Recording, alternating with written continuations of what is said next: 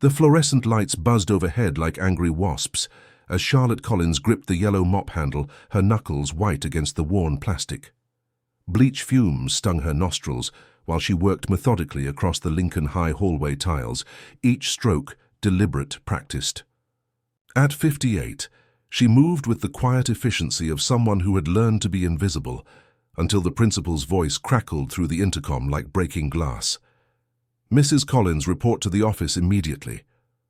The mop fell from her hands clattering against the metal bucket.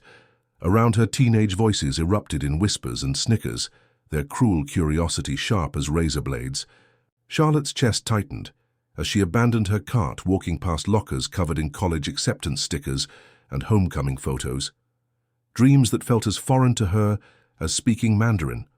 Principal Harrison didn't invite her to sit when she entered his oak-paneled office. He leaned back in his leather chair, fingers steepled, examining her like a specimen under glass. Behind him, diplomas gleamed in expensive frames, while Charlotte stood before his mahogany desk in her faded uniform, the American flag pin crooked on her collar. "We've received a serious allegation. Money from the senior trip fund has gone missing," he said, his Boston accent clipped and cold. "You were seen near the supply cabinet where it was stored." Charlotte's voice came out smaller than she intended. "I clean that cabinet every evening, Mr. Harrison. It's part of my route." "Is that your explanation?" His eyebrow arched with practiced skepticism. The words died in her throat. 12 years of scrubbing their toilets, mopping their floors, staying late during blizzards when the heat failed. And this was her reward. Suspicion, judgment. The assumption that someone like her would steal from children. "I'll need your keys," he continued, extending his manicured hand. Charlotte's fingers trembled as she unclipped the jangling ring from her belt. Keys to every door, every closet, every corner of the school that had become more familiar to her than her own cramped apartment. As she placed them in his palm, he delivered the final blow. "People in your position should understand the importance of staying in their lane." The phrase followed her down the empty hallway like a ghost. Students pressed against their lockers, watching her humiliation with the fascination of rubberneckers at a car accident. Sarah Mitchell, a girl whose lost lunch money Charlotte had quietly replaced countless times, whispered loudly enough for everyone to hear, "Bet she needed it for her gambling problem or something." Charlotte's apartment above Rossetti's bakery smelled of yeast and broken dreams. She sat on her narrow bed, listening to the industrial mixers churning below their rhythm as monotonous as her heartbeat. The walls seemed to press closer, a shame wrapped around her like a suffocating blanket. This wasn't just about the job, it was about everything. Her daughter Emma, who'd moved to Vancouver and changed her phone number. Her ex-husband, who'd called her worthless so many times she'd started believing it. The slow erosion of a life spent giving everything and receiving nothing. Charlotte had built her existence on the belief that quiet sacrifice mattered. That if she worked harder, loved deeper, expected less, someone would eventually notice her worth. But sitting in that cramped room, surrounded by second-hand furniture and faded photographs, she realized the truth: the world didn't reward women like her. It used them until they broke, then discarded the pieces. Yet in the darkness of her despair, one face flickered in her memory. A small boy with kind eyes and worn sneakers who'd changed everything without either of them knowing it. The shy Next morning brought no relief. Charlotte's phone remained silent. No callback from the school, no apology, no acknowledgement that 12 years of faithful service might count for something. She made instant coffee with shaking hands and stared out her window at the Chicago skyline, feeling smaller than the scattered pigeons on the fire escape. The city bustled below, indifferent to her pain, while she wondered if anyone would even notice if she simply disappeared. Her savings account showed $847.32, barely enough for next month's rent. Without the school job, she'd have to find something else, and at her age, with her limited education, options were scarce. The classified ads blurred together, seeking energetic candidates, must be tech-savvy, recent graduates preferred. Each rejection felt like another door slamming shut. The isolation was suffocating. Charlotte hadn't realized how much of her identity was tied to those hallways, to the small interactions with students who barely saw her. She'd been Mrs. Collins, The janitor who always had band-aids and kind words. Now she was nobody, just another displaced worker in a city full of them. As evening fell, Charlotte found herself walking past Lincoln High, drawn by some masochistic impulse, to see the place that had cast her out. The building stood like a fortress of brick and glass, its windows glowing with the warm light of after-school activities. Through one window she could see the drama club rehearsing their young faces, animated with passion and possibility.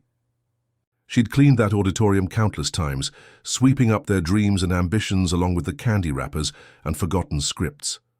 The sight should have brought bitterness, but instead Charlotte felt an unexpected pang of protectiveness. These kids, even the ones who'd whispered about her, were still children. They deserved better than the cynicism that had poisoned her own heart. Something inside her shifted, a small ember of defiance, glowing against the darkness of her despair. But doubt immediately crept in. Who was she to feel protective of anyone? She couldn't even protect herself from false accusations and public humiliation. The ember flickered, threatening to die out completely. 3 days passed in a haze of rejection letters and sleepless nights. Charlotte had started applying for positions at office buildings and hospitals, anywhere that needed someone to clean up after others. The irony wasn't lost on her. She'd spent her life making spaces clean and safe for people who'd never learn her name. The interviews were humiliating exercises in explaining why she'd left her last job, watching potential employers' faces change when she mentioned the misunderstanding at the school. Rain drummed against her windows like impatient fingers when the knock came. Charlotte almost ignored it. Bill collectors had been circling like vultures, and she had no energy for another confrontation. But the knocking persisted, urgent and rhythmic, until curiosity overcame her desire to hide from the world. When she opened the door, Marcus Thompson stood in the hallway, soaked from the October storm, his usually neat appearance disheveled, and his dark eyes blazing with an intensity that made her step back. At 17, he'd grown tall and lean, but she still saw traces of the frightened 8-year-old, who used to hide behind the lockers crying over his torn shoes and empty lunch bag. "Mrs. Collins," he said, breathing hard, "they're lying about you." "All of them?" Charlotte blinked, certain she was hallucinating. "Marcus, what are you doing here? How did you even find—" He pulled a wrinkled manila envelope from his backpack, water drops rolling off its surface. "I found this hidden behind the gym equipment. It's the trip money, all of it. Mr. Brennan put it there after he took it from the cabinet." The name hit her like a physical blow. James Brennan, the new economics teacher with his designer suits, and Easy Smile, the one who'd been so sympathetic when she was accused, shaking his head sadly and murmuring about unfortunate situations. "The new teacher," she whispered, sinking into her doorframe. Marcus nodded, rain still dripping from his hair. "I saw him take it. I was staying late in the computer lab, working on college applications, when I heard voices in the supply room. Looked through the window and saw him stuffing the envelope behind some boxes. Then he locked up and left." Charlotte stared at him, her mind reeling. Why are you telling me this? Why would you get involved?" Marcus took a deep breath, and suddenly he wasn't 17 anymore. He was that scared little boy again, vulnerable and honest. "Because you saved my life, Mrs. Collins, and I never told you." The world seemed to tilt on its axis. Charlotte gripped the doorframe harder, her legs suddenly weak. "Marcus, I gave you snacks sometimes. That's all. You gave me hope," he said simply. Through the dim hallway light, Marcus began to speak, his voice steady despite the emotion behind it. He told her about nights when there wasn't enough food at home, when his mother worked 3 jobs and still couldn't make ends meet, about sleeping 4 kids to a bed in their cramped apartment on the south side, about the morning in 4th grade when he'd decided to stop coming to school because he was tired of being hungry, tired of wearing the same clothes 3 days in, a row tired of being invisible. "You left a note on an apple that day," he continued. "It said, 'You matter more than you know. Keep going.' I kept that note in my wallet for 9 years. It got me through nights when I wanted to give up, when I didn't think anyone would notice if I just disappeared." Charlotte's vision blurred as tears she'd been holding back for days finally came. Not tears of relief or vindication, but something deeper, the profound recognition that her small acts of kindness had mattered more than she'd ever imagined. In trying to remain invisible, she'd become essential to someone who'd needed her most. "I saw what they did to you," Marcus said, his voice growing stronger. "How they treated you like you were nothing. But you're not nothing, Mrs. Collins. You're the reason I'm going to Northwestern next year. You're the reason I kept believing that good people exist in this world." The storm outside seemed to quiet as Charlotte absorbed his words. For years she'd measured her worth by the recognition. She didn't receive the thanks that never came, the respect that was always withheld. But here stood proof that impact couldn't be measured in praise or paychecks. Sometimes it lived quietly in the heart of a child who grew up to become a young man brave enough to speak truth to power.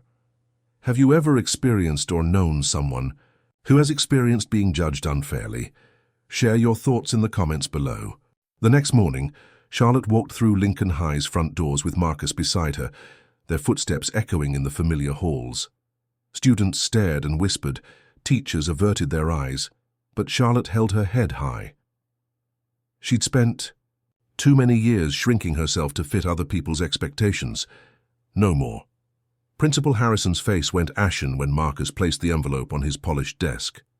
The money was all there down to the last dollar, along with a note in James Brennan's handwriting, detailing how he'd planned to use the theft accusation to force Charlotte's resignation, clearing the way for his girlfriend to take over the janitorial position. "This is highly irregular," Harrison stammered, his composure finally cracking. "We'll need to investigate these allegations thoroughly before—" "No," Marcus interrupted, his voice carrying the quiet authority of someone who'd found his courage. "You'll clear Mrs. Collins' name today. You'll announce it over the intercom, just like you announced her guilt, and you'll apologize publicly." Harrison's face reddened. "Young man, you can't dictate terms to—" "Actually, I can," Marcus said calmly, "because if you don't, I'll be making some calls. To the school board, to the Chicago Tribune, to every parent whose child attends this school. I wonder how they'll feel knowing their principal falsely accused an innocent woman without bothering to investigate." The silence stretched like a held breath, until Harrison finally nodded, his career flashing before his eyes. Within an hour, the same intercom that had announced Charlotte's shame now carried her vindication. The apology was grudging and brief, but it was public and it was official. Charlotte returned to work the following Monday to find small changes that spoke volumes. Her supply cart had been restocked with premium cleaning products. Someone had left a coffee card on her desk. Mrs. Patterson, the English teacher who'd always ignored her, actually said "good morning" in the hallway. But the biggest change was in Charlotte herself. She moved through the halls differently now, not invisible, but quietly confident. She'd learned that sometimes the most profound revolutions happen in whispered conversations, in the courage of young people who refuse to let injustice stand, in the recognition that worth isn't determined by position or paycheck, but by the love we give and the lives we touch. Marcus stopped by her supply closet every morning before first period, not to get anything but to check in. Other students began to notice, really notice, the woman who kept their school running. They said thank you when she held doors. They picked up their own trash. Small gestures, but they mattered. The investigation into James Brennan revealed a pattern of manipulation and fraud that stretched back months. He was terminated immediately, his teaching license revoked. But Charlotte felt no satisfaction in his downfall, only sadness that someone could be so desperate for advancement that they destroy an innocent person's reputation without a second thought. One afternoon, as autumn painted Chicago's trees in brilliant oranges and reds, Charlotte found a letter taped to her locker. It was from her daughter Emma in Vancouver, the first communication in over 2 years. The words were simple but profound. "I saw the news article about what happened to you. I'm proud of how you handled it. I'm sorry I haven't been a better daughter. Can we talk?" Charlotte read the letter 3 times, each word a small miracle. She'd spent so long believing that love had to be perfect to be real, that forgiveness required complete understanding.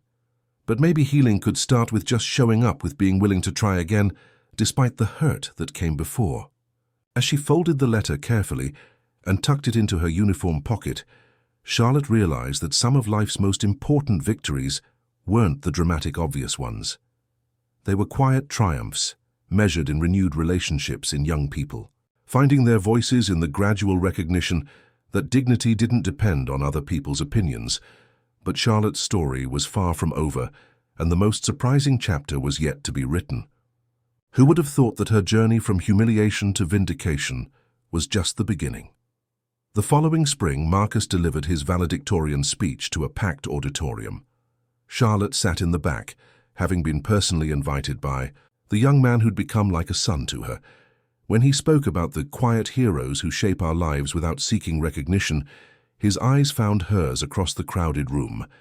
After the ceremony, as proud families celebrated their graduates, Marcus approached Charlotte with an envelope in his hand. "This is for you," he said, his smile bright with possibility. Inside was a scholarship notification, the Marcus Thompson Community Heroes Fund, established with his own college savings and matching donations from local businesses.